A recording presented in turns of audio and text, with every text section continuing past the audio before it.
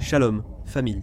Salutations à chacun d'entre vous, à ceux qui sont déjà là, et aussi à ceux qui rejoignent le projet de la chaîne Voix d'Israël.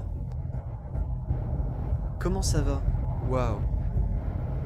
Avec beaucoup d'attentes. Et toi, comment vas-tu? Regardez, comme vous l'avez vu dans la vidéo précédente, nous avons beaucoup travaillé. Ça quittait des heures passées assis là, faire des recherches, et en plus, tout ce que nous avons à vous raconter. Ça ne vient pas seulement d'ici, de la tête, mais c'est un travail de recherche. Alors aujourd'hui, nous sommes dans l'un des endroits qui, comme nous l'avons dit auparavant, avait une continuité dans l'espace physique où nous nous trouvons. Vous vous souvenez que nous avons parlé de Guy Ben Hinnom? Nous avons aussi parlé du fait que le mot hébreu, pris dans son ensemble, est ensuite utilisé plus tard pour le terme connu sous le nom de Guénon, qui, en espagnol également, est appelé l'enfer. Donc, nous sommes maintenant comme à la base, géographiquement parlant. Nous sommes à l'intérieur du véhicule, nous venons d'arriver. Ce n'était pas facile de trouver l'endroit. Hein? Et l'endroit à l'extérieur n'est pas agréable non plus. Ce que nous voyons dehors n'est pas exactement ce que vous voyez. Maintenant, nous allons vous montrer ce qu'il y a dehors. Nous vous invitons à rester jusqu'à la fin de la vidéo.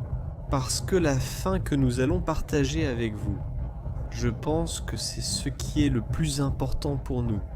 Ce qui nous a poussé à réaliser ce contenu. C'est-à-dire, rester jusqu'à la fin. Parce que je le répète encore une fois, il y a un message que je pense que nous devons tous comprendre. Et c'est un message qui nous a été adressé. Alors, où en sommes-nous? Nous avons dit que nous nous trouvons dans la zone de la base. Quand je dis base, je parle de la rencontre des vallées. Vous vous souvenez que nous avons parlé de l'emplacement de la vallée du Cédron, De la vallée. de la vallée du Tyropoïon et de la vallée de Hinnom. Ah, Guy Ben Hinnom Guy, c'est cette vallée dans laquelle nous nous trouvons. Nous sommes sur une sorte de petite colline. Maintenant, quand nous descendons de la voiture et que nous allons y aller, nous sommes sur une sorte de petite colline. Et nous avons tout devant nous. Le quartier arabe oriental, ce qu'on connaît comme le quartier Silouane. Pourquoi vous dit-on que la zone n'est pas si agréable? Parce que c'est une zone où il n'y a pas de sécurité 24 heures sur 24 et 7 jours sur 7 de la part de l'État d'Israël. Et même s'il y a des caméras, Autour, mais ce n'est pas comme si la police ou les soldats entraient en ici. Ici, c'est un endroit où en fait on va voir les véhicules de police qui entrent ici. Tous sont protégés. Parce qu'ici on leur jette des pierres. Généralement, on jette des pierres aux véhicules qui passent. On leur casse les vitres. Alors ces vitres ont une sorte de grillage, et ce sont des vitres spéciales. Les véhicules de l'armée qui entrent ici sont blindés. Alors, s'il vous plaît, tous ceux qui vont regarder cette vidéo, je sais que de nombreux touristes achètent une voiture pour partir à l'aventure et découvrir l'endroit. N'y pensez même pas. Ne le faites pas, d'accord? Ne le faites pas. Si vous voulez venir, engagez un guide ou une compagnie. Nous ne vous disons pas cela parce que c'est notre métier. Nous vous le disons pour votre sécurité. Ce n'est pas un endroit sûr. Donc, cela étant dit, nous allons commencer à marcher. nous entrons. Alors préparez-vous, attachez votre ceinture, prenez votre petite bouteille d'eau, parce que nous allons parcourir quelque chose de très important du Nouveau Testament. Nous allons parler de 3 personnages qui sont impliqués dans 2 événements spécifiques dans le Nouveau Testament. Plus précisément lors du procès de Jésus. Et cela est-il lié à la remise et à la mort de Jésus? Nous y voilà.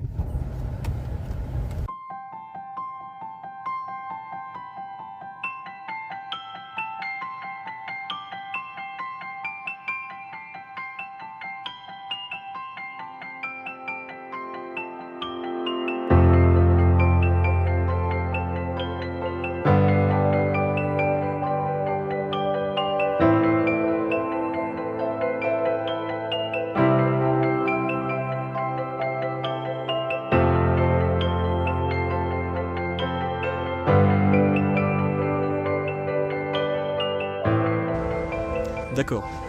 Maintenant, oui. Regardez, maintenant vous voyez ce que nous voyons. Et nous allons nous placer. Nous allons marcher un peu plus haut.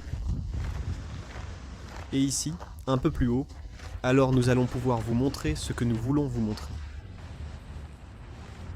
Comme vous pouvez le voir, c'est assez abandonné, lors toute cette marche. Ici, voyez aussi pourquoi ce n'est pas adapté au tourisme. Exactement, oui. Regardez. On peut se cogner la jambe sur une tôle, se blesser. Un câble traverse ici, je ne sais pas. Ce câble est un peu illégal, non? Quelqu'un coupe l'électricité à ces gens. D'accord, on va faire comme ça. Tout ça que vous voyez là, tout ça, ça qu'on voit là, que je continue avec le doigt. Ici, ici, ici, ici, ici, ici. Par là, dans cette direction. C'est la vallée du Cédron, d'accord? La vallée du Cédron. Nous avons dit que c'était l'endroit où Josaphat mentionne que le Seigneur va juger les nations de la terre. Ce que vous voyez ici en bas, regardez là, ce bus justement qui vient de partir. Il part par la zone de Jérusalem-Est, mais il va rejoindre Jérusalem-Ouest. Quel est Jérusalem-Ouest? Regardez là-haut, le drapeau d'Israël. On aperçoit déjà le drapeau d'Israël là-bas. Ça signifie que dans cette maison vivent des juifs, et la plupart du temps, il peut s'agir de colons. Que sont les juifs? Des colons? Ce sont ceux qui vivent aux frontières. Dangerous. Pour que... montrer qu'ils restent. C'est-à-dire qu'ils restent à l'intérieur des limites de leur territoire. Maintenant, un point intéressant que nous avons déjà vu et dont nous nous souvenons. Que cette vallée, maintenant nous sommes sur une autre vallée. Nous marchons dans la vallée de Gai Ben Hinnom, la vallée d'Hinnom. Et on pourra voir davantage par ici cette vallée de Hinnom. Voilà le coin, regardez. Là, juste là, c'est la jonction. L'or, tu vois alors là-bas? De ce côté-là, c'est la vallée du Cédron. Et ici, la vallée de Hinnom qui va par ici. Tout cela va donc là-bas, à Jérusalem-Ouest. C'était justement, comme nous l'avons vu auparavant, l'endroit où, dans l'Antiquité, le nom de Gai Ben Hinnom apparaît pour la première fois dans la Bible. Tu te souviens que nous avons dit plus tôt, dans le livre de Josué, que c'est la frontière. Limite tribale? De quelle tribu? Juda et Benjamin? Alors, la vallée de Hinnom que nous parcourons en ce moment faisait la différence. Jusqu'ici vivait une tribu et de l'autre côté vivait une autre tribu. Merci. Exactement. Maintenant, nous sommes à peu près à la moitié. Le mur de la vallée. D'accord? Toute vallée, une vraie vallée. Et elle a des murs? Oui. Exactement. Alors, Ces murs sont naturels, c'est un mur de terre. Alors nous sommes comme au milieu, sur une sorte d'esplanade, comme vous pouvez le voir. Et apparemment, ici c'est la maison de quelqu'un. Des agneaux. des chèvres doivent. Être. Des moutons, oui. Nous avons vu un chameau là-bas récemment. Mais pourquoi sommes-nous restés? Parce que, eh bien, derrière nous, là. Vous souvenez-vous qu'avant, en montant, on voyait le petit drapeau d'Israël sur les maisons appartenant à certains colons juifs, ceux qui tracent la ligne. Et nous l'avons aussi dit. Oh, c'est bien de s'en souvenir, parce qu'on l'a peut-être aussi dit dans la vidéo précédente à propos de l'endroit où nous sommes aujourd'hui. C'est un endroit qui, lors de sa création, possède quelque chose qui est le dénominateur commun géopolitique. Regarde, faisons une chose. Toi, tu te mets ici, moi je me mets là. D'accord, là. Là, c'est bon. Qu'est-ce que vous en pensez maintenant? Moi, je me sens bien. On ressemblait à David et Goliath, pareil. La même taille, Saute-moi. Donc maintenant, nous allons mieux. Alors, nous disions que depuis la naissance du problème géopolitique. Pourquoi géopolitique? Nous avons dit la frontière de la tribu de Benjamin et de la tribu de Juda. Voici la ligne. Ici, elle se sépare. D'accord? Si tu es là, tu appartiens à une tribu, moi ici à une autre. Donc, géographiquement, nous sommes dans le même espace physique, mais politiquement, nous sommes éloignés, divisés. Vous avez compris ce que signifie géopolitique? Exactement. D'accord. Aujourd'hui, nous sommes exactement dans la même situation, parce que ce dos à nous, c'est la partie juive.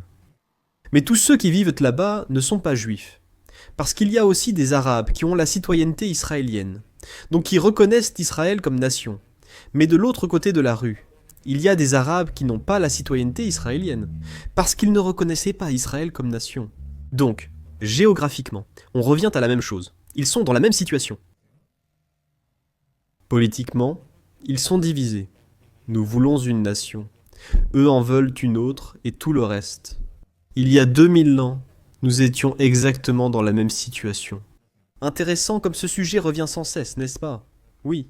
Ce fardeau existe depuis le début et persiste. Exactement. C'est aussi une façon de coexister parce que s'il n'y avait pas de limite, une question géopolitique deviendrait un problème. Ça a changé de cette façon. Toi, tu es de ton côté, moi, je suis de mon côté. Il y a de la tension. Maïs. Tant qu'on ne va pas trop loin tous les deux, on peut continuer. Mo, nous partageons? Nous partageons l'espace, mais pas la pensée. Nous partageons l'espace, mais pas le même esprit ni la même intention. Ça se passe aussi à l'intérieur des maisons. Donc, à l'intérieur des maisons, il y a des problèmes géopolitiques. Toutes les maisons ont un problème géopolitique. Pourquoi le disons-nous? Pour nous concentrer directement. Il y a 2000 ans, derrière nous, ces maisons n'existaient pas comme nous les voyons aujourd'hui. Ce qu'on voyait là-bas derrière, c'était un temple. D'ici, on pouvait voir le temple. Autrement dit, ce que nous voyons là-bas derrière, c'était le temple. Du roi Hérode, pas de Salomon, du roi Hérode. Quoi? Serait-ce le... Temple numéro 2. Le deuxième temple. Ce deuxième temple est celui que Jésus a vu physiquement. Rappelons-nous que Jésus ne vivait pas à Jérusalem. Il venait à Jérusalem. Chaque fois qu'il y avait des fêtes, ce qu'on appelle en hébreu Haggai Rigli, les fêtes des pèlerinages, il devait faire un pèlerinage 3 fois par an. Alors Jésus venait. Il utilisait généralement le bon chemin qui se trouve devant nous. Ensuite, nous allons vous le montrer. Il venait de Jéricho et finissait par arriver à cet endroit. Évidemment, ici, il y avait un leadership. À cette époque, le leadership était connu comme le leadership religieux du Sanhédrin et le leadership géographique territorial des Romains. Nous y retournons encore une fois à... Un autre conflit. Alors, les Romains avaient conquis cet endroit, d'accord? Ils ne l'avaient pas fait par la guerre. Ils ne s'étaient pas battus contre les Juifs pour gagner cet espace physique. Exactement. Ils ont conclu des accords avec les prêtres et gardé l'endroit. Mais l'un des points et des choses était: nous vous offrirons la meilleure maison que vous ayez jamais eue pour votre Dieu. Et ils lui ont construit le grand temple. Le Sanhédrin de l'époque. Les dirigeants avaient un accord politique avec Rome. Mais le Sanhédrin s'occupait encore des affaires politiques et géographiques du peuple juif. Mais comment pouvons-nous expliquer que cette partie politique du Sanhédrin n'est pas la même politique qu'avaient les Romains? Comment expliquer clairement qui tient chaque rôle? Le Sanhédrin ne suivait que la Bible, mais ils ajoutaient aussi ce qu'on appelle dans la Mishnah, la loi orale. Cela veut dire qu'ils avaient parfois différents penseurs qui disaient « Nous prenons les décisions selon nos sages du passé ». Pas selon la loi romaine. La loi romaine, c'était prison, gladiateurs, animaux. Et quand c'est fini, il a purgé sa peine. Dans le judaïsme, ce n'était pas comme ça. Dans le judaïsme, on allait en prison et on le mettait en prison.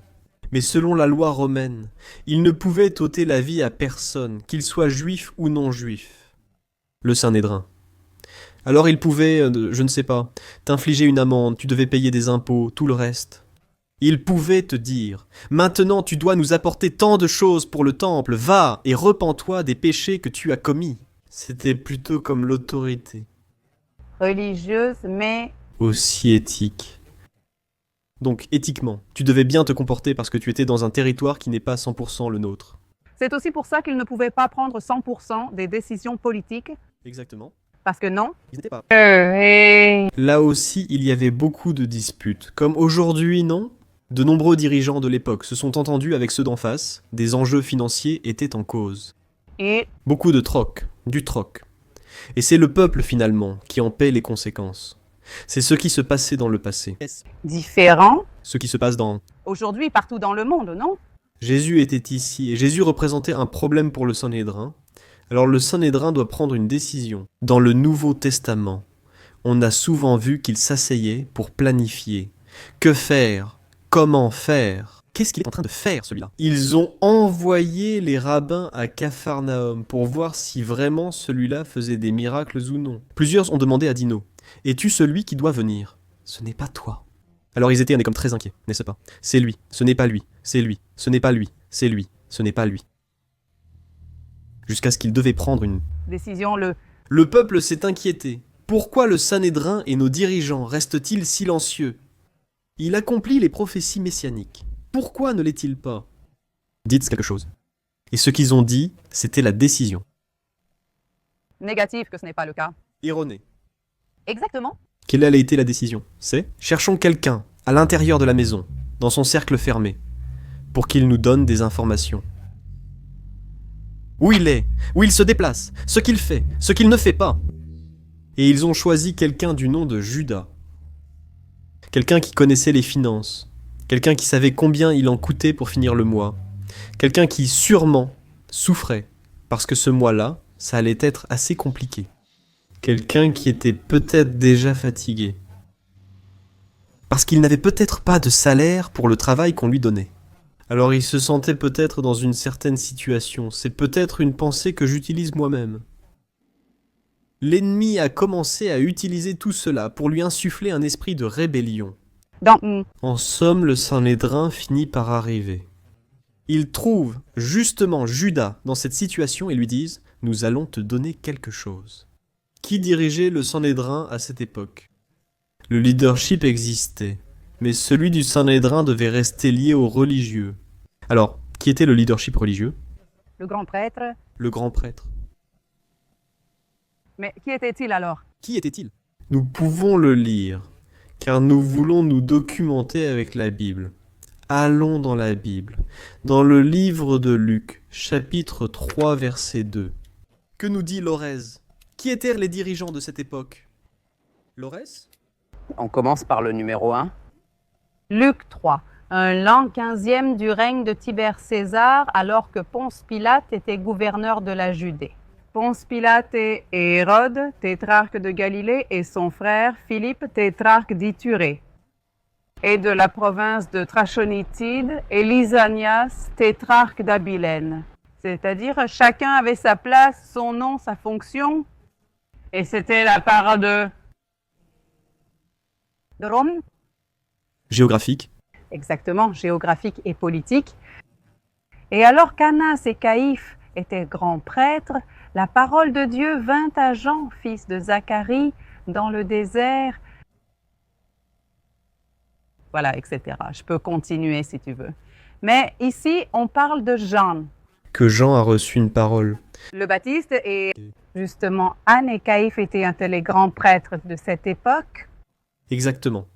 Nous parlons de Jean, parent de Jésus, le même Jean-Baptiste qui a baptisé Jésus. Zacharie était aussi prêtre. Zacharie était devenu muet lorsqu'il a reçu la nouvelle, alors qu'il accomplissait son service à l'intérieur du temple. Élisabeth était très âgée, elle n'avait pas eu d'enfant et on ne pensait pas qu'elle allait en avoir.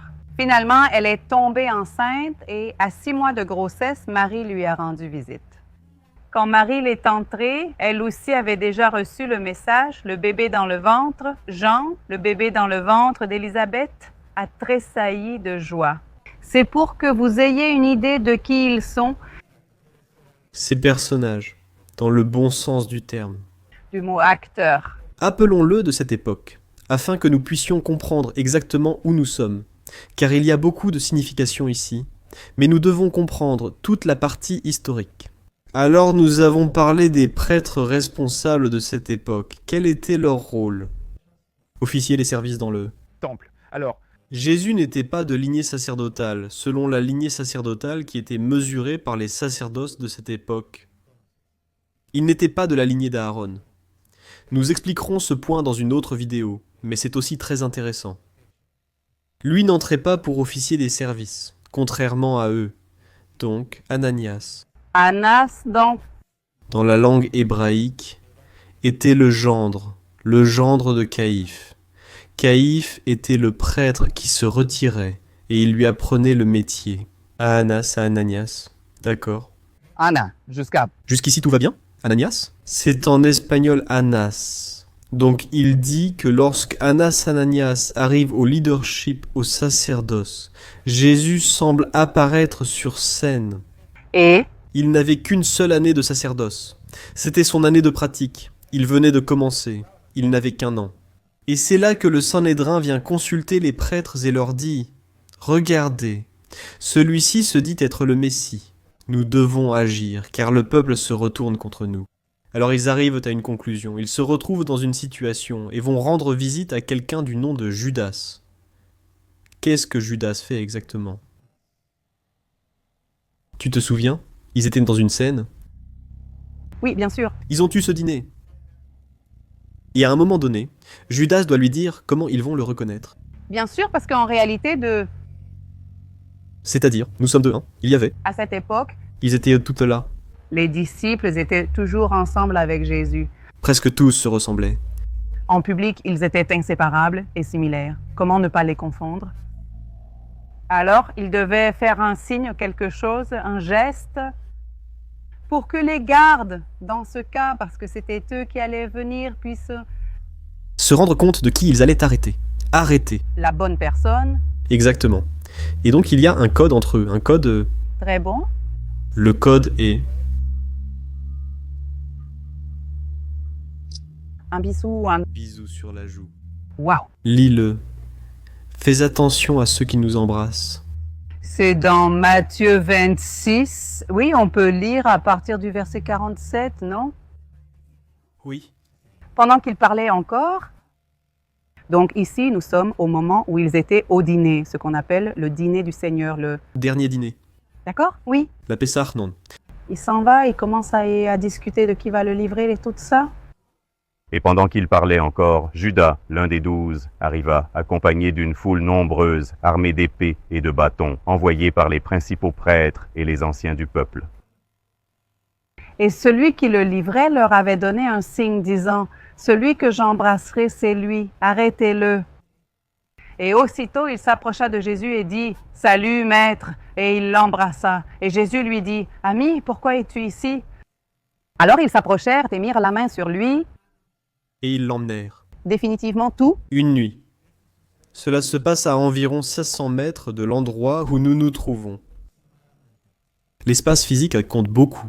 Pour ce qui va arriver maintenant. Parce que maintenant, la situation arrive, nous sommes à l'heure critique. Ils viennent d'arrêter le maître des maîtres. Ils viennent d'arrêter le Messie. Le plan jusqu'à présent est exécuté à la perfection. Ils ont dit, nous allons payer. Et les deux côtés ont tenu parole. Judas reçoit l'argent, et Judas va faire la livraison. Et alors ceux-là l'emmènent, ce que Judas. Apparemment, il ne s'était pas rendu compte que la condition de l'avoir livré allait aller beaucoup plus loin. Allez savoir ce que les membres du Sanhédrin ont bien pu lui dire. Tu penses qu'ils ne lui ont pas tout expliqué, moi? Ce que je pense qu'ils ont dû lui dire. Nous voulons seulement l'avertir de certaines choses. Nous voulons lui parler.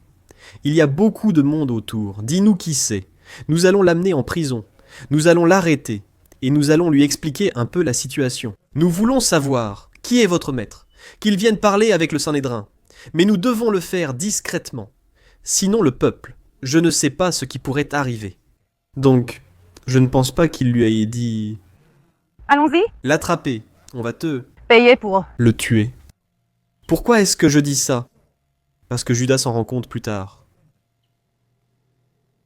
Eh bien, c'est possible que ce soit, comme tu dis, c'est une option qui soit... Ils ont joué avec les mots. Et alors? Je ne veux pas dire que Judas était bon, non? Je veux... Dire qu'il était bon. Il aurait déjà agi ainsi. Il aurait pu dire, regarde Jésus, ils veulent te parler. Ils me proposent. De l'argent, on partage, moi.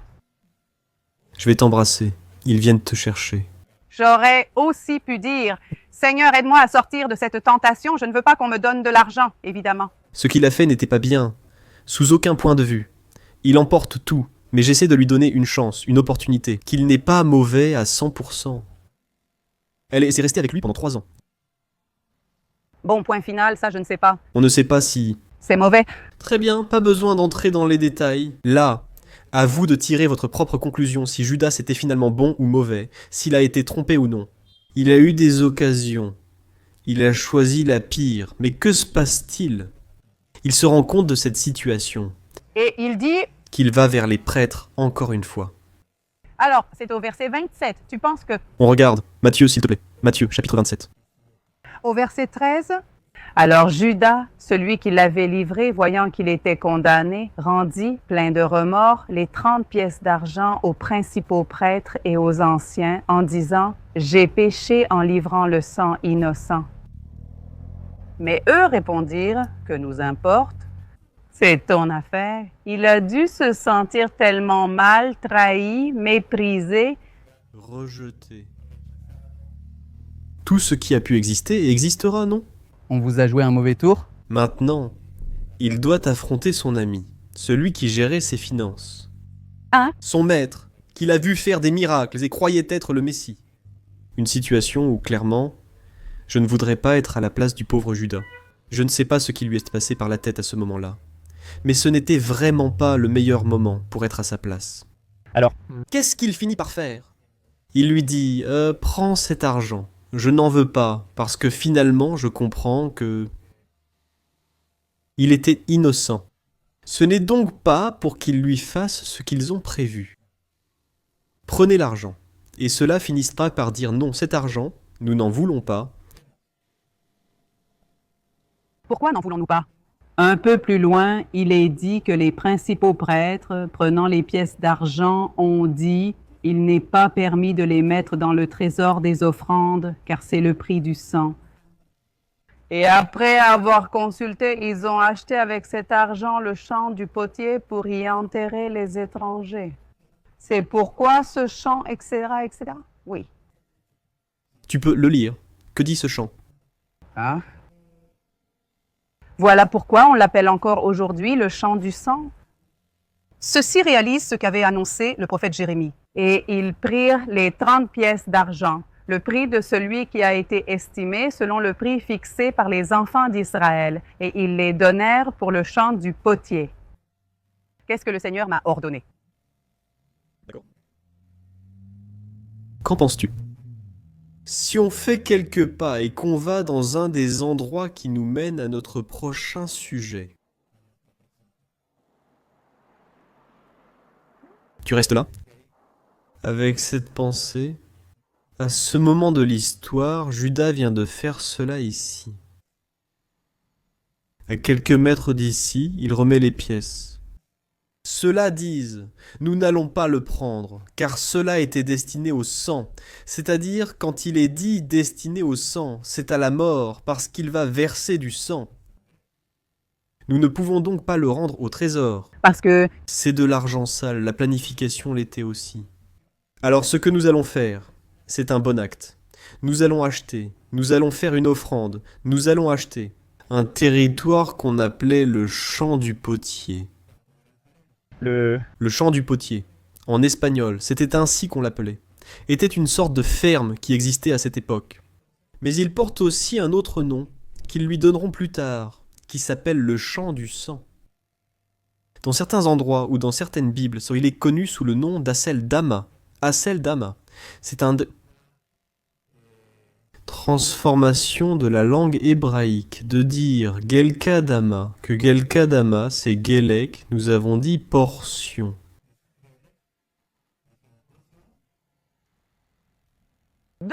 Dama c'est le sang, sang, portion de sang. Pourquoi portion de sang? Vous vous souvenez qu'on l'a vu dans la première vidéo?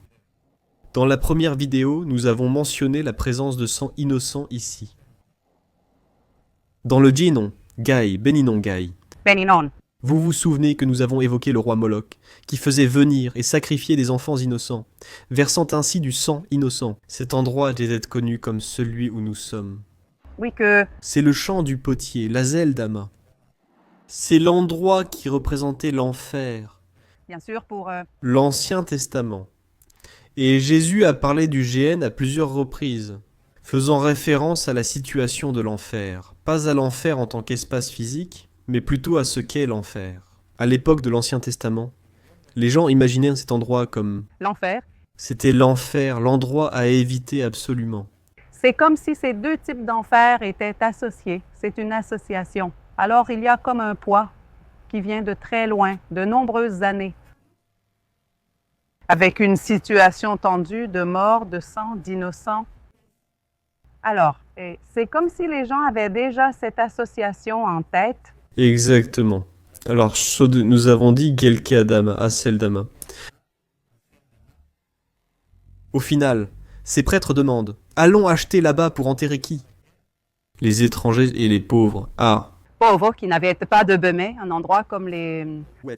enterrés ou Personne ne se souvienne d'eux. Allons-y, ça vous convient. L'orée. Oui. Allons-y. Je devais donner la feuille. Oui. Regardez, qu'est-ce que je fais ainsi? On est bien là? Oui, on est bien. Voyons. Qu'est-ce qu'il y a derrière nous? Un chameau. On voit encore le chameau là-bas, non? Aïe. C'est- Il est monté. Il est là, il nous observe. Waouh, regardez. Si vous ne nous avez jamais vu courir, c'est peut-être l'occasion. Je ne pensais pas... Que j'étais en train de me reposer. Voyons combien. Espérons qu'il n'ait pas soif, et qu'il ne pense pas que nous sommes ses porteurs d'eau. Espérons-le. Qu'il soit attaché. Vas-y. Allons-y. Au point. Allons-y. Au point, il est sur quelque chose d'absolument incroyable. Oui. Nous allons vous expliquer, et qui a aussi une signification très intéressante. D'accord. Nous avons dit Aceldama. Nous sommes à l'Aceldama. Nous sommes dans le champ du sang. C'est le champ du potier. Sommes-nous en enfer? C'était ça l'enfer? Oui ou non? L'or, c'était l'enfer pour les gens de l'Ancien Testament. C'était le Géhen. C'est ça. Si vous me dites Géhen, Explique-toi d'où ça vient. Si. vous dites qu'Édouard, Joseph, Lorena et nous étions en enfer. Nous sommes maintenant à Ramenléa. Rappelez comment nous sommes arrivés au mot 2, parce que tu as très bien expliqué le sujet d'Aceldama. Oui. Avec Génon, oui. Soit, pourquoi? Tu es arrivé. Génon, c'est-à-dire, reviens à. Répétez. N'oubliez pas de voir la première vidéo si vous ne comprenez pas pourquoi nous parlons de l'enfer. Et tout le reste, c'est parce que Gay Béninon. Gay, c'est le vase. Souvenez-vous toujours de ça. Le vase. Gay Béninon. Et le mot finit par changer avec le temps. Gay Béninon devient Génon. D'accord? C'est de là que vient Naon. Et c'est de là que vient le terme enfer en espagnol, parce que... Gehinom est en hébreu, enfer est en. Espagnol. Et- Génon représentait l'endroit où les pécheurs allaient finir. C'est donc là que se trouvait l'offrande, où se trouvait le sacrifice, où se trouvait le feu. Tout cela, tout ce qui était mauvais, c'était le Génon, qui a évidemment cessé d'être utilisé pendant longtemps, et justement quand ces prêtres ont fini par l'acheter. C'était un espace inutilisé, ce lieu n'était pas utilisé bien sûr, c'était un endroit pour les ordures, donc... C'est ça, c'est à cause des ordures, si tu l'expliques très bien. Ça arrive. Depuis avant qu'ici, oui. Parce que... Par la porte des ordures, on sortait les ordures du temple. On les sortait et l'endroit le plus proche qu'ils avaient était de les jeter justement dans la vallée de Gaï-Béninon. Et ils les brûlaient parce qu'à cette époque, il n'y avait pas de traitement des ordures ni de camions de ramassage. Alors, pour que ça ne se multiplient pas, les maladies, que les gens ne meurent pas et qu'il n'y ait pas de mauvaises odeurs, les ordures étaient brûlées là-bas dans c'est vallée. Alors, autre... chose de plus que nous associons à la fumée, une mauvaise odeur d'ordure.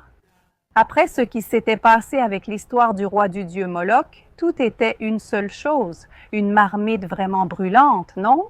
Qu'est-ce que c'est? Personne ne voulait approcher cet endroit à cause de son histoire passée. Très sombre. Je crois. Ils auront fait une... Très moche. À ce jour, comme nous vous l'avons dit, ne venez pas à cet endroit. Ce n'est pas un endroit agréable pour venir, et ce n'est pas un endroit agréable pour dire « je suis ici Moi? ». Je vais prendre un café là-bas. Ah. La montagne. C'est-à-dire, ce n'est pas agréable. Jusqu'à aujourd'hui, ça reste un endroit désagréable. Et puis, rien qu'à penser que tu es assis là où, en creusant un peu, tu pourrais trouver de petits os. Ici, Il y a encore beaucoup de travail archéologique à faire. En fait, ce que nous avons juste derrière nous, c'est un travail archéologique qui a été découvert, par année récente. Récente, je parle de 1992. Non. Je parle de 1000. Et ces années en arrière, c'est récent. Et malheureusement, c'est très... Négligez l'endroit faute de moyens. Nous allons maintenant vous le raconter. Alors non, nous avons dit que nous étions à l'Azeldama, nous sommes en enfer, représentés dans l'Ancien Testament, nous sommes dans la Géhenne, nous sommes à l'endroit où les prêtres ont acheté ce territoire. Ils ont payé le prix pour le sang qui allait être versé avec ces pièces. D'accord. Jésus s'est-il livré? J'allais demander, combien de pièces y avait-il? Mais nous leur laissons écrire en commentaire combien de pièces il y avait. D'accord? Et si c'était de l'or ou de l'argent? J'ai alors précisé. Regardez. Alors, ils ont acheté cet endroit. Quand ils achètent ça de cet endroit, ce qui se passe, c'est que... Et voici une partie intéressante. Judas. En voyant que ces gens ont réagi de cette façon, nous ne voulons pas de ton argent, c'est ton problème, débrouille-toi. Il prend ses affaires et il sort à ce moment-là. Je ne crois pas que cela ait pris du temps à Judas. La Bible ne nous dit pas que cela lui a pris 2 jours, 3 jours, ni 4 jours. C'était quelque chose d'immédiat. Dès qu'il sort, où va-t-il? Il veut disparaître complètement de la géographie de cette époque, et il va à l'endroit le plus sombre qui existait, aux alentours de Jérusalem.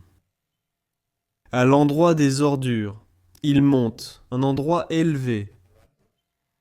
La Bible nous dit qu'il s'est pendu dans le livre des Actes. Pierre nous donne un peu plus de détails lorsqu'il raconte ce récit. Il nous donne un peu plus de détails sur l'état du corps après.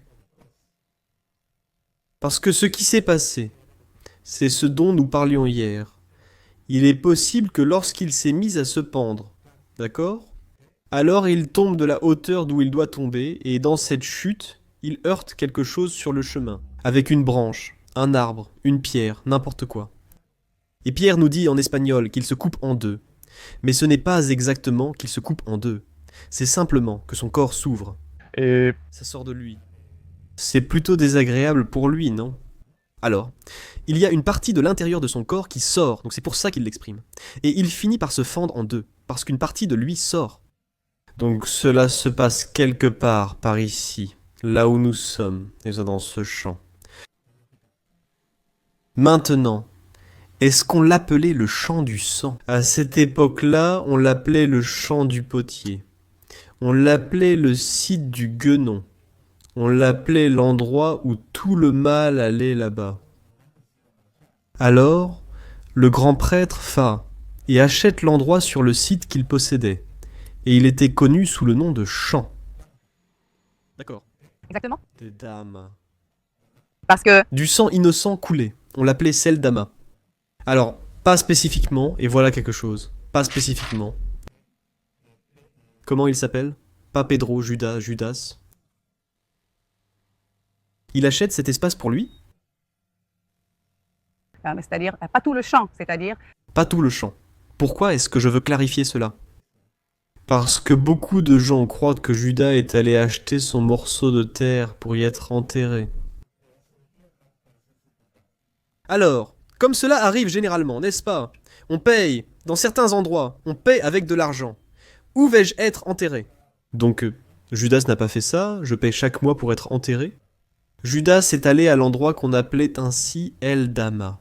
Et quand la Bible dit qu'il a payé pour ce champ, cela veut dire que lui, avec l'argent du sang qui allait être livré, a payé comme le châtiment.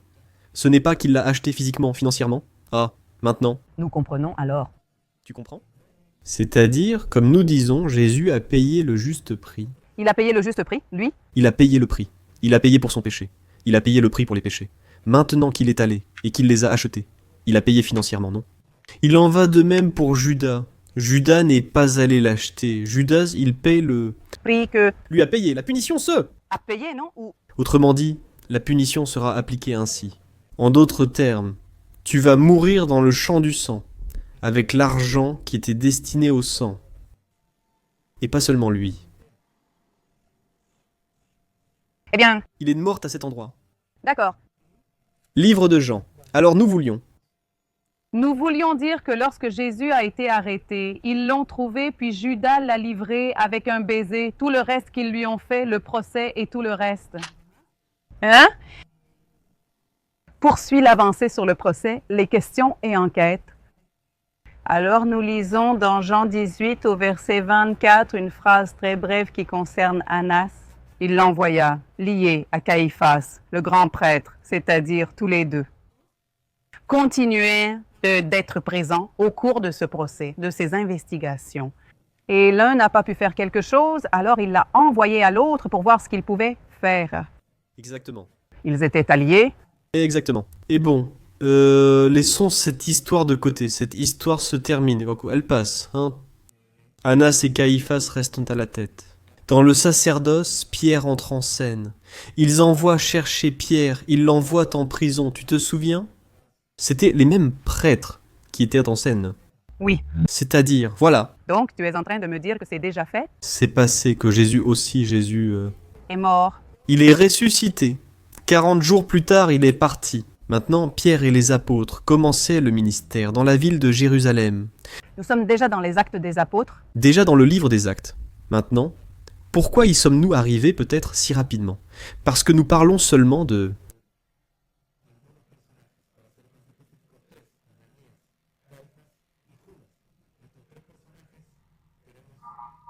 comprendre ce qui est finalement arrivé à Caïphe. D'accord. La Bible ne nous dit pas exactement comment Caïphe est mort. Non, Nous l'avons. Mais nous savons que Jérusalem a été conquise. Nous savons que Jérusalem a été détruite quelques années plus tard, en l'an 73. Les Romains finissent par éliminer la ville de Jérusalem. Ils finissent par détruire le temple. Les Juifs sont expulsés. Ce qui veut dire qu'ici, un autre facteur entre en jeu. Les tombeaux ne seront pas visités. Pourquoi? Parce que déjà, ils ont cessé d'exister ensemble. Par exemple, rappelle-toi que dans le judaïsme, pour ceux qui ne le savent pas, dans le judaïsme d'il y a 2000 ans, que se passait-il ? Tu mourrais ? Eh bien, une personne? Je mourrais. Une personne? Mourait. Quelqu'un mourait. Quelqu'un était en train de mourir. Il fallait envelopper le corps, d'accord ? L'envelopper plusieurs fois. Préparer les épices. Le mettre. Dans une tombe, comme celle que nous avons juste derrière nous. Qu'est-ce que c'était ? Oui, sur la pierre en général. C'était de la pierre. On mettait une pierre à l'intérieur d'une tombe. Avec... Plus d'argent, les... Ceux qui avaient de l'argent avaient des grottes comme celle-ci. D'accord ? Il y a beaucoup de tombes ici. C'est un site funéraire. Et... Hein ? Après un an, on retirait tout ce tissu. Le corps se décomposait. C'est dur à dire, mais nous devons expliquer le fonctionnement pour que... Vous sachiez. Et Alors on s'en occupait. Il y avait quelqu'un qui devait faire le travail de ramasser les os et de les mettre dans un... Je le dis, oui? Glusquema. Glusquema, qui est connu en espagnol sous le nom de... Osario. Osario, un ossuaire. Pour nous, Glusquema ossuaire, c'est la même chose, non ? On ne sait pas quand. On parle espagnol, parfois non. L'ossuaire, vous verrez, ressemble à une petite boîte en pierre avec couvercle. Et on mettait le nom de celui qu'on venait de... De placer à l'intérieur? Les os à l'intérieur, et ces os étaient déposés sur le côté. Dans un œil. On appellerait cela une niche, le terme niche. Dis-nous, quelle différence y a-t-il? Je veux dire, parce que quelle est la différence entre un ossuaire et un sarcophage? Ce n'est pas la même chose. Tu n'es pas en train de parler. Pourquoi tu n'en parles pas ? Je ne parle pas de sarcophage. C'est un autre peuple, une autre religion, un autre dieu. Non, ce n'est pas cela. Sarcophage aussi? Il était long. Il ressemblait à un... Cercueil funéraire entier. Comme les Égyptiens, ils utilisaient des sarcophages. Le... Le peuple juif, non. Un autre mode de sépulture. On retirait tous les bandages. Le corps était déjà désintégré. Et on- Rassemblait et réunissait les os. On les... On les rassemblait et on les mettait dans quelque chose de plus petit. Tous désarmés. Et ce n'était pas comme un squelette, mais démonté. Exactement. Alors, pourquoi donnons-nous toutes ces informations intéressantes ?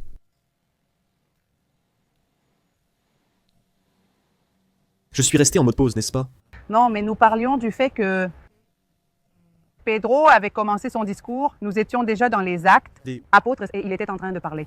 Il a fait comme une histoire, comme une explication. Et là aussi, il raconte un peu ce qui s'était passé avec Judas et lui.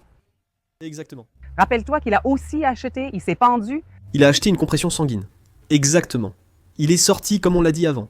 Une partie de lui est sortie et tout le reste. Nous n'étions pas en train d'expliquer que quand Jérusalem était conquise, alors tu ne peux plus venir. Alors pourquoi tu ne peux pas venir ? Parce que les Romains n'autorisaient pas les Juifs à venir. Alors, si ma famille était enterrée ici, et que je mourais là-bas, généralement, on devait m'amener au tombeau de ma famille. Et après 1 an, je devais revenir pour que quelqu'un retire mes os et les place avec ceux de la famille. Donc, ce cimetière a cessé d'être utilisé à cette époque, après la révolte romaine de 73 après Jésus. Eh bien... Et c'est une information très intéressante, selon la revue de sciences médicales des États-Unis. Nous allons vous laisser les informations juste en bas. Ils ont mené de nombreuses recherches. Il y a eu des travaux archéologiques de la Reshuta, Tikot. Comment dit-on l'archéologie ancienne de l'État d'Israël ? Les responsables de l'État d'Israël ont effectué des travaux d'archéologie ici, là où nous nous trouvons. En 1992. On trouve ce site que nous avons ici. À cause d'une pluie, il y a eu une forte pluie qui a dévalé la vallée de l'eau, de la vallée du... Comment avons-nous dit ? Du Gaï, Béninom, vallée de l'Hymnom.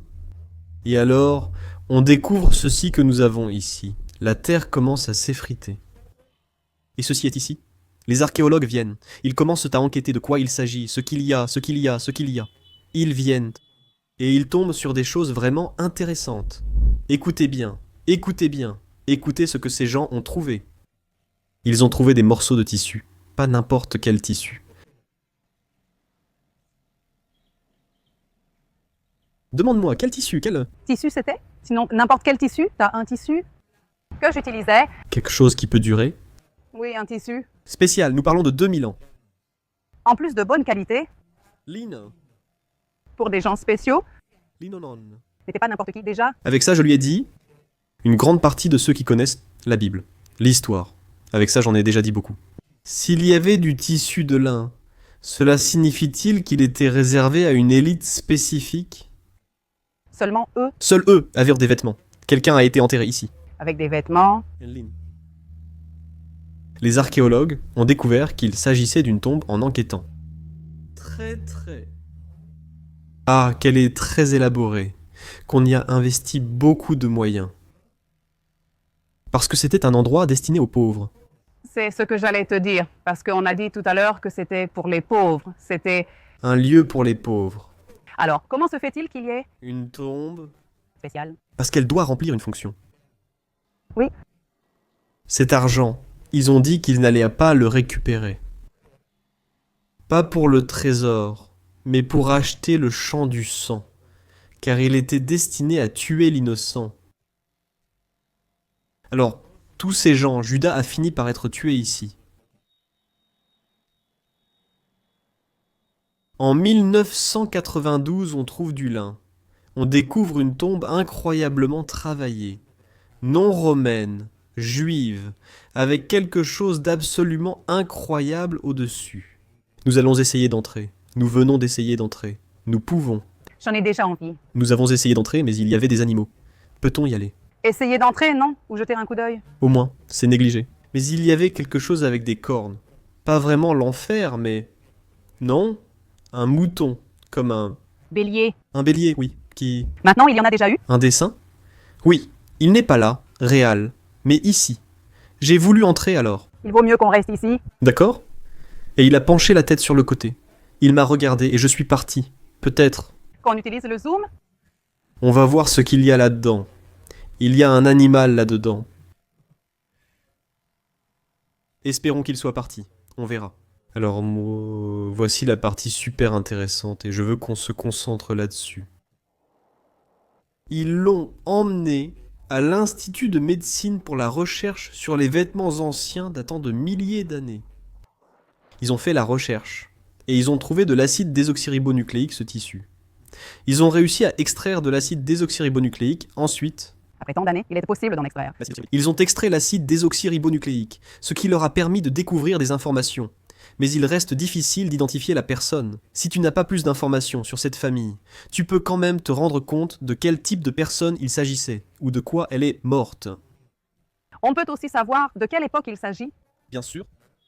L'époque aussi, plus ou moins. L'époque, la tombe. La tombe, ça le dit. 2000 ans d'ancienneté. 2. 1000 ans d'ancienneté, les coffres. Et pourquoi, dis-tu? La toile. 1000 ans d'ancienneté, l'acide désoxyribonucléique. Quand on l'extrait, on découvre que la personne qui portait ce tissu avait une maladie, connue dans l'Antiquité sous le nom de lèpre. On a pu savoir qu'il était malade. Avec cela, il l'était. Malade. Quand Lorsqu'une personne était atteinte de la lèpre, que se passait-il dans l'Antiquité? Qu'ils maintenaient. dehors et Ils avaient toute leur peau comme couverte de plaies. Leur corps était couvert de plaies. Ils étaient... couvert aussi, parce que non, Ce n'est pas que tous. on pouvait voir. Et Tu étais hors de la ville? Oui. Ah. Voyons, où sommes-nous maintenant? en dehors de la ville, En dehors de la ville? Tu étais mourant, malade? De la lèpre. On pouvait t'enterrer hors de la ville? oui, On enterrait toujours hors de la ville? Oui. Mais c'était une raison de plus pour ne pas entrer dans la ville, parce que tu as la lèpre.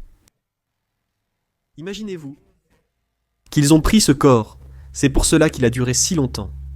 Quand les espèces commencent à le faire, le corps pendant la journée,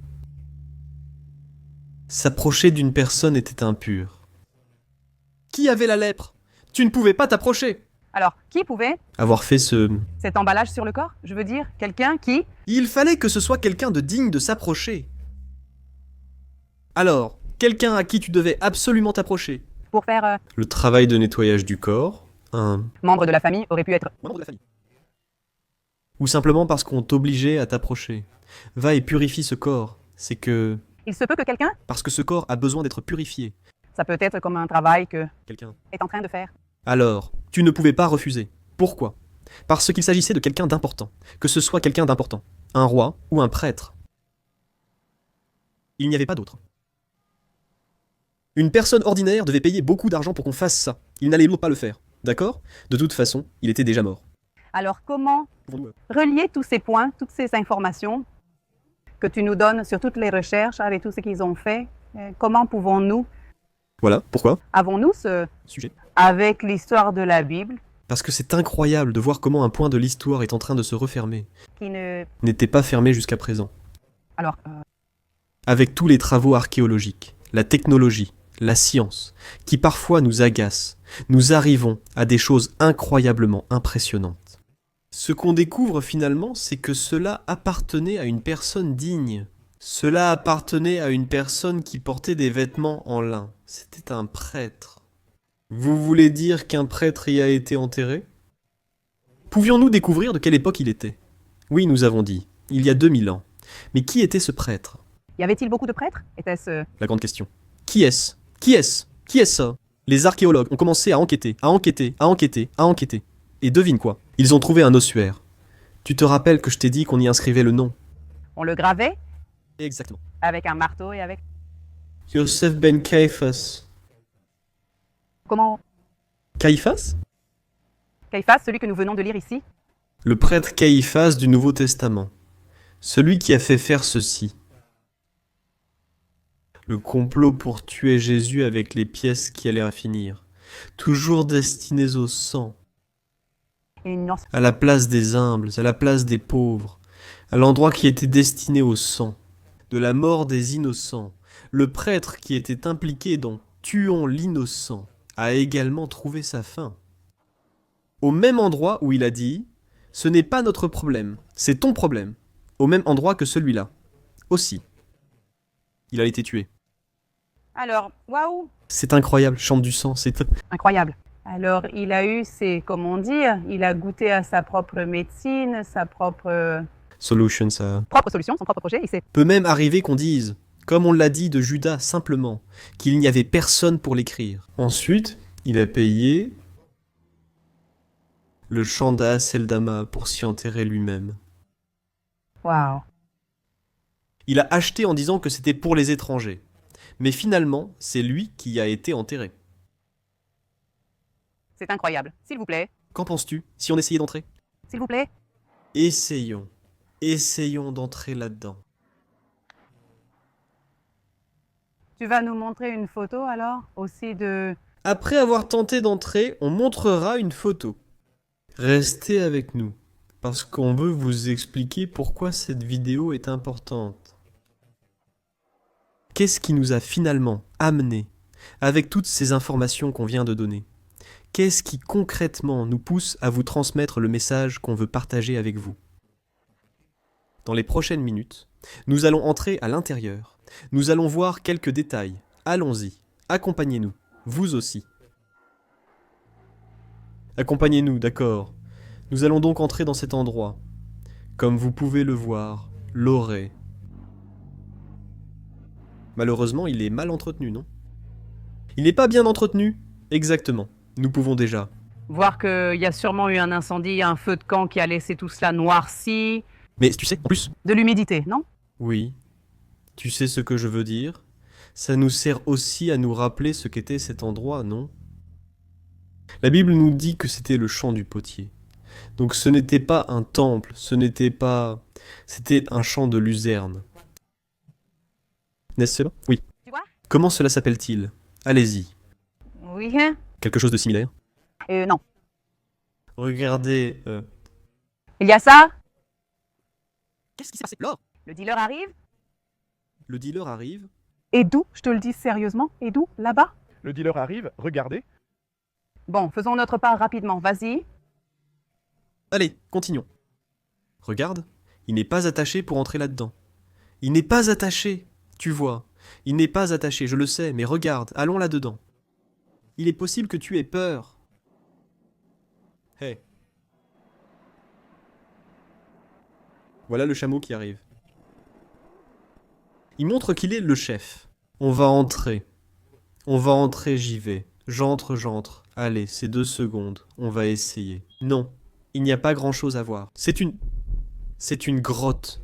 Oui, il y a des informations importantes ici. Bon, cette grotte-là, c'est une... Ici, il y avait comme une sorte de coupole. On peut voir cette moitié là-bas. Un toit, c'était comme un... Exactement, c'était comme un toit. Bon, ici, il y a eu des vandales. On les appelle ceux qui vandalisent l'endroit, non? Des vandales, des personnes qui viennent, qui volent et tout le reste. Regardez le petit chameau. Il nous regarde de plus en plus, il s'approche de plus en plus de nous. Il vient de plus en plus vers nous. Peut-être que c'est sa maison. Peut-être que c'est sa maison. Allons-y. Voyons ce que nous avons. Voilà l'animal. Il est là. Mais il est petit. Je ne pense pas qu'il va me poursuivre. Voir quoi? Comme je l'ai dit, regardez, il y a les différents. Cet endroit est vraiment moche, croyez-moi. L'odeur ici est vraiment désagréable. Et regardez, là ça bouge. Là-bas, le petit animal est en train de bouger. Le plus incroyable dans tout ça, là-bas, il y a les niches. Une est juste à côté de lui, ici une autre, puis encore d'autres niches. On a trouvé plus de 60 niches à cet endroit. Ici, il y a comme des grottes auxquelles on accède par des escaliers menant ailleurs. Je n'essaie pas d'entrer car il va me chasser, mais je veux vous montrer ça. Regarde là le travail sur cette pierre, Laure. Tu peux voir le travail sur la pierre, qui représente les portes du temple. Cela veut dire qu'ici, un peuple juif a été enterré, Des gens juifs? qui était représenté par le temple. Et ici, en haut, il y est. Regardez ceci. Plafond? Incroyable, comme une rosace. Incroyable, incroyable. Il y a quelque chose de similaire qui a été trouvé dans la synagogue. Quoi? Incroyable, incroyable, incroyable, incroyable, incroyable, vas-y. Ainsi, vous pouvez voir en haut une autre partie.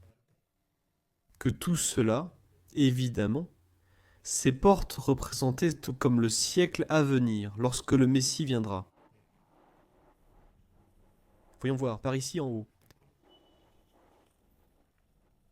C'est l'heure pour El Camelo de venir manger. Bonnes gens, le chameau qui s'est bien comporté. Je ne dis plus rien, allons-y. Voyons, parce que, regarde, il y en a plus ici. Non? Tout ça, c'est, comme nous l'avons dit plus tôt, ce qui va être redécouvert avec EH, la pluie. Avec le sujet de la pluie, c'est l'heure.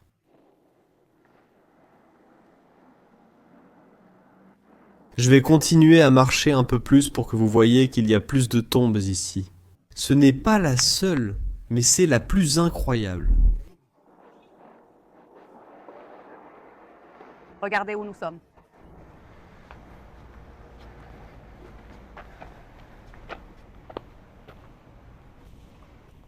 Net.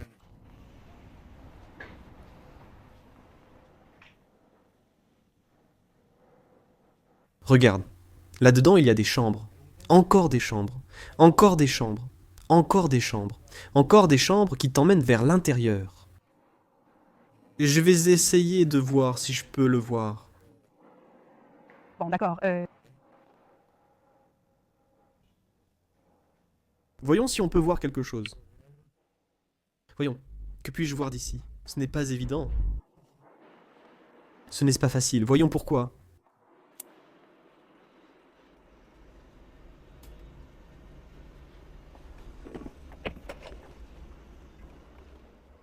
De savoir quelque chose.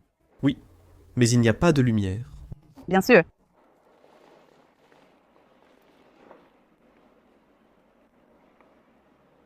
Comment peut-on tout remarquer? L'éclatement dans la pierre, n'est-ce pas? Comment cela s'est-il produit dans la pierre naturelle? Un marteau sans outil pour le faire? Essayons ces pièces. À l'intérieur? Oui, essayons plus tard de voir si nous pouvons entrer avec une petite lampe de poche ou quelque chose comme ça. Enfin...